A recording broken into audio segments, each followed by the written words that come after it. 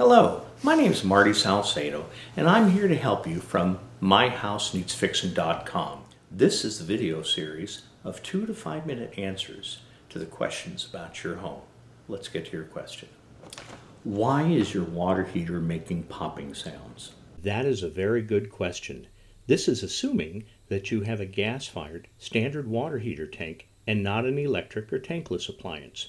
If you have a newer water heater, you might be able to service it and get rid of the popping sounds. If you have an older water heater and it looks something like this, or it looks like this steaming water heater, just give up and buy a new one.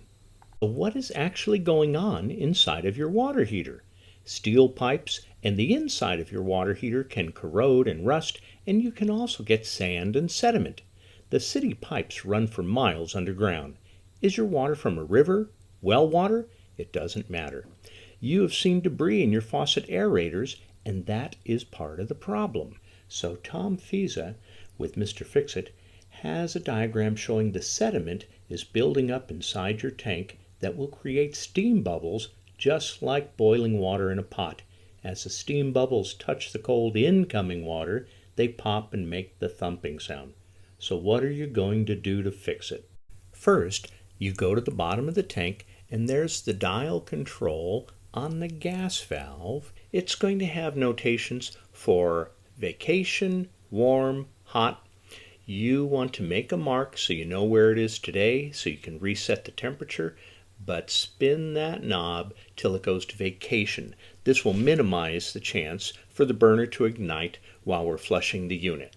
So again, you want to turn the gas control valve dial at the bottom to vacation setting. The second thing you have to do is turn off the cold water inlet valve at the top of the tank. Next, you have to connect a hose to the drain valve at the bottom of the tank. This is where you may be out of luck before you get started. If you are lucky, you will have a metal hose bib on the bottom of the water heater. If you are unlucky, you're going to have a plastic hose bib. This may break in your hand, or if it doesn't break, it may not fully close and drip all the time. Some people never drain their tank, and after many years of boiling water, it is just going to snap the plastic and it may not close. Now you need to point the hose out of the house, out of the garage, or into a bathtub, depending upon where the tank is located. This is another diagram by Tom Fiza with Mr. Fix-It, and this tank is sealed. As we said, it's filled with water. So if you open up the bottom drain valve, no water is going to come out.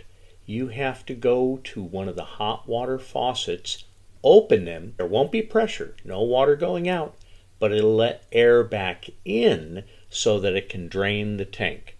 So the water valve at the tank is already closed over here. It will not fill up. The air going in will now drain the tank. Then open the bottom drain valve of the tank, the hose bib part, if you can. Depending upon how many gallons the tank is, this could take 10 minutes or more, and you should see sand coming out. Now with the bottom valve still open, you go, after draining the tank, go back to the top of the tank and open the cold water supply valve. Now, with the bottom valve still open, go back to the top of the tank, and when you open the cold water valve, this will act like a hose, shooting water down inside and flushing out more sand.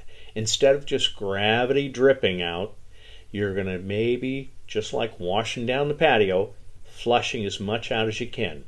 Finally, when you see that no more sand or debris is coming out of the hose, close the valve and let the tank fill up slowly, but go back into the house, and where you open the hot water valve at a sink, when water starts to flow out there, turn off the faucet because you will have removed all the air. It filled up, and now it's a sealed water heater again without any air bubbles. Now that you've done all you can easily do, turn the gas control valve back to where you had it originally, and this should take care of some of the popping that you had been hearing from the water heater. And don't forget to go to myhouseneedsfixing.com. A house is divided into 200 pages covering all the major systems and parts. There's over 4,000 photos in slideshows with captions and all that to explain how your house is supposed to work or what may be a problem. There's over 40 years of experience going into the website in this video series to help you with your most expensive purchase, your home. Thank you for watching.